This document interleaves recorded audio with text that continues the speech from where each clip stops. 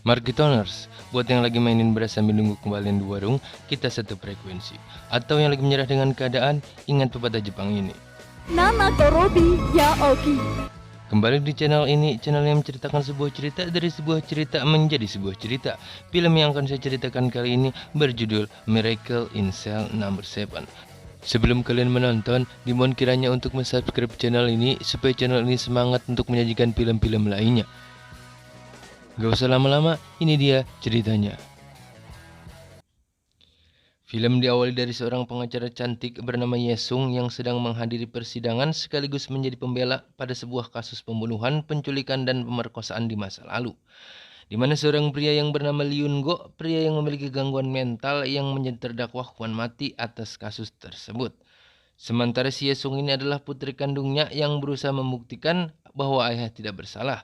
Walaupun kasus ini sudah terjadi di masa lalu dan ayah sudah meninggal, tetapi Yesung ingin membuktikan bahwa ayah tidak bersalah dan berusaha untuk menunjukkan apa yang terjadi sebenarnya kepada publik. Kemudian kita dibawa flashback tentang apa yang terjadi di masa lalu.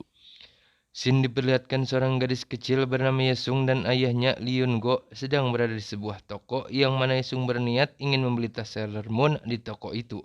Namun sayang tas Sailor Moon itu sudah dibeli oleh seorang anak kecil, sebut saja si Neng, di mana si Neng ini merupakan anak dari jenderal polisi yang kita panggil Di Bejo, yang merupakan jenderal polisi yang bertugas di daerah itu. Ayah Yesung yang mengetahui hal tersebut berusaha memohon dan menjelaskan bahwa anaknya sangat ingin tas itu. Namun sayang, Liun Go, ayah Yesung, mendapatkan hal kurang baik alias dihancak oleh si Dibjo, jenderal polisi tersebut. Keesokan harinya, ayah Yesung Liun Go yang memiliki keterbelakangan mental sedang bekerja menjadi tukang parkir di sebuah Indomaret. Tiba-tiba ia didatangi oleh gadis kecil, anak jenderal itu, yang berniat memberitahu bahwa ada sebuah toko kelontong di pasar Impres yang menjual tas yang sama dengan tas yang diinginkan Yesung kemarin. Kemudian mereka berdua langsung menuju pasar Impres di mana lokasi toko kelontong tersebut. Namun di perjalanan gadis anak jenderal itu terjatuh karena licin yang mana mengakibatkan ia terluka dan langsung meninggal karena benturan di kepalanya. Liun Go yang mengetahui hal itu langsung berniat menolong dan memberikan napas buatan. Namun ketika sedang menolong, tiba-tiba ada emak-emak yang mengira bahwa Liun Go sedang melakukan tindakan asusila dan pembunuhan, yang dimana emak-emak itu langsung berteriak dan mengundang para massa datang, begitupun pihak kepolisian. Kemudian kita dibawa di sebuah pos keamanan pasar Impres itu, di mana Liun Go sedang diintegrasi dan mendapatkan beberapa pertanyaan dari petugas keamanan. Liun Go yang merupakan pria yang mempunyai keterbelakangan mental itu tentu sulit menjawab. Pihak polisi yang menganggap bahwa Liun Go tidak kooperatif langsung membawanya ke kantor polisi. Di sisi lain, Yesung yang belum mengetahui bahwa ayah ditangkap masih menunggu di dalam kesendirian. Keesokan harinya dilakukan reka ulang atas peristiwa itu, di mana pada saat melakukan reka ulang, Liun Go dipaksa untuk membuka celananya oleh pihak polisian yang tak bertanggung jawab. Ini dia polisinya.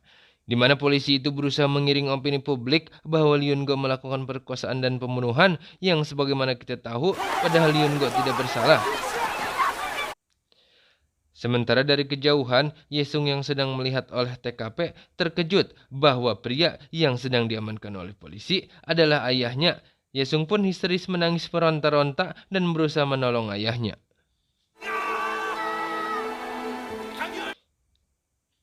Scene pun beralih di mana Liun Go sudah dimasukkan ke dalam sel bernomor 7 ini, di mana di dalam sel ini berisikan para tahanan dengan berbagai macam kasus seperti si Joko, mantan ketua gangster, Stugiono, kasus pelecehan seksual, Miswan penipuan, Dedi Cambang penipuan.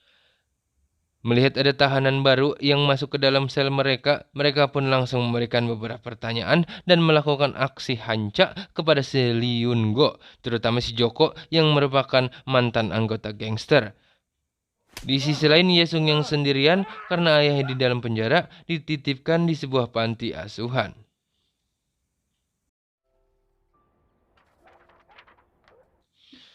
Keesokan harinya, di mana para napi sedang berkumpul di lapangan lapas melakukan kegiatan jasmani dan rohani seperti olahraga, olah jiwa, dan olah rasa.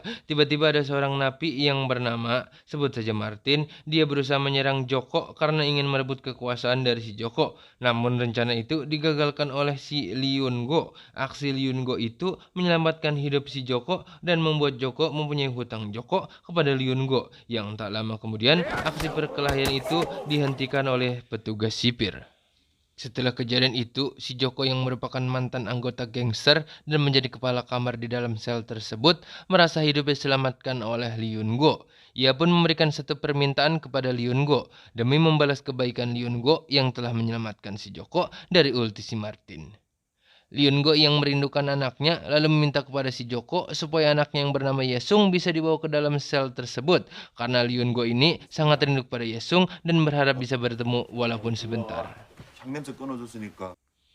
Keesokan harinya, entah secara kebetulan atau diatur oleh sutradara, ada acara keagamaan di lapas itu, di mana yang mengisi acara itu adalah anak-anak dan remaja yang berasal dari panti, tempat di mana Yesung dititipkan.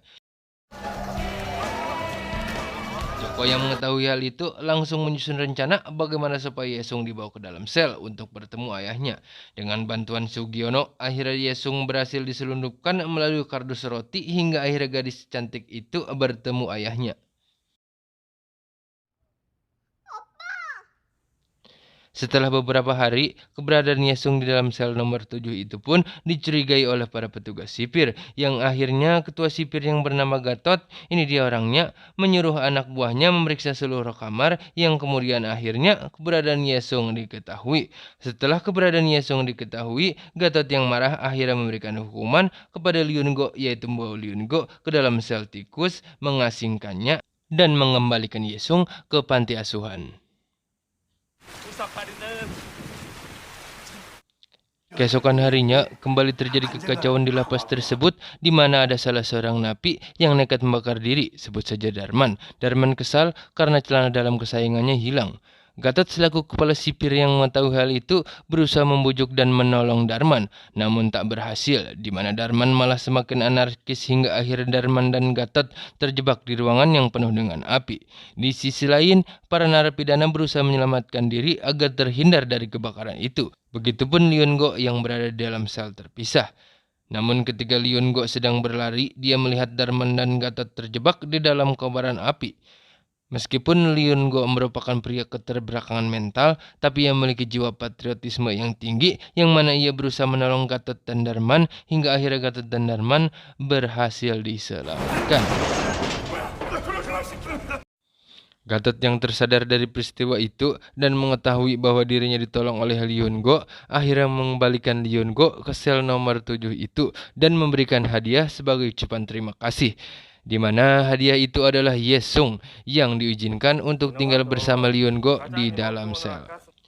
Sejak kedatangan Yesung di sel itu pun penuh keajaiban, di mana sebagian besar dari penghuni sel tersebut merupakan mantan penjahat dan tak bisa baca tulis alias buta aksara, yang akhirnya Yesung pun memberikan pelajaran baca tulis kepada napi-napi itu dan merubah sel itu menjadi PAUD. Kemudian scene beralih di mana Gatot yang merupakan pimpinan sipir dari lapas itu merasa ada kejanggalan pada kasus ini. Ia berniat menyelidiki tentang apa yang sebenarnya terjadi dan berusaha membantu Liungo. Namun sayang, usaha Pak Gatot ini terhalang oleh beberapa oknum polisi, di mana oknum polisi tersebut takut jikalau Liungo bisa bebas, maka oknum-oknum polisi ini akan mendapat hukuman dari sang jenderal. Kemudian tiba di mana sidang Liungo akan dilaksanakan, para napi dan teman-teman satu sel si Liungo pun sedikit demi sedikit mulai menyadari bahwa sebenarnya si Liungo ini tidak bersalah. Di sisi lain, Joko dan teman-temannya khawatir karena kondisi Liungo yang mempunyai keterbelakangan mental akan sulit menjawab pertanyaan yang diajukan hakim.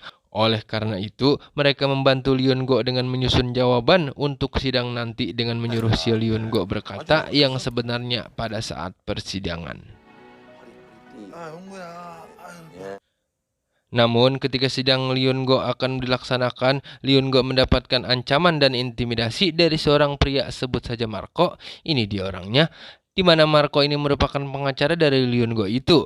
Namun si Marco ini mendapat perintah dari jenderal polisi yang anaknya meninggal itu untuk mengintimidasi dan memberikan ancaman bagi si Leon Go bahwa ia harus mengakui perbuatannya jika anaknya Yesung ingin selamat. 그런 건 내가 넣어줄 수 있으니까. Kemudian kita dibawa ke situasi sidang yang sedang berlangsung. Joko, Sugiono, dan lain-lain rekan satu sel dari si Leon Go sudah overconfident atau percaya diri bahwa Leon Go tidak bersalah dan akan bebas dari tuntutan kasus ini. Begitupun Pak Gatot, si kepala sipir. Namun tiba-tiba apa yang terjadi? Leon Go yang mendapat ancaman intimidasi, deskripsi, metonomia, dan totem proparte dari pihak jenderal akhirnya mengakui tuduhan itu. Ia takut akan keselamatan Yesung hingga akhirnya ia dijatuhkan hukuman mati atas pengakuannya itu. Setelah kalah di persidangan, si Joko dan kawan-kawannya tidak menyerah dan menggunakan acara lain untuk menyelamatkan Leon Go karena mereka tahu bahwa Leon Go tidak bersalah, di mana Joko dan kawan-kawannya membuat balon udara besar untuk membantu Yesung dan ayahnya melarikan diri dari penjara itu. Namun sayang, usaha mereka kembali gagal karena tali tambang dari balon itu tersangkut di kawat sehingga membuat usaha mereka kembali gagal.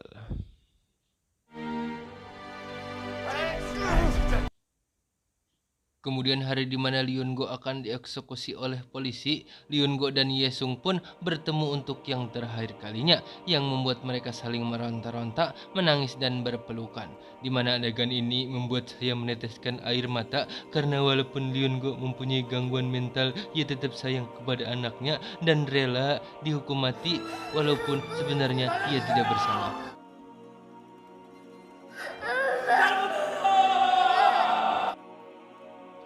Kemudian kita kembali diperlihatkan sidang di awal film yang mana Yesung berhasil mengumpulkan bukti-bukti yang benar di masa lalu dan menghadirkan saksi-saksi yang sesungguhnya. Akhirnya Yesung pun berhasil membebaskan ayahnya dari tuduhan itu. Walaupun ayahnya sudah meninggal, setidaknya nama Leon Go sudah bersih dari tuduhan pembunuhan, perkosaan, dan penculikan dan membuat publik tahu dengan apa yang sebenarnya terjadi pada masa lalu. Film pun berakhir.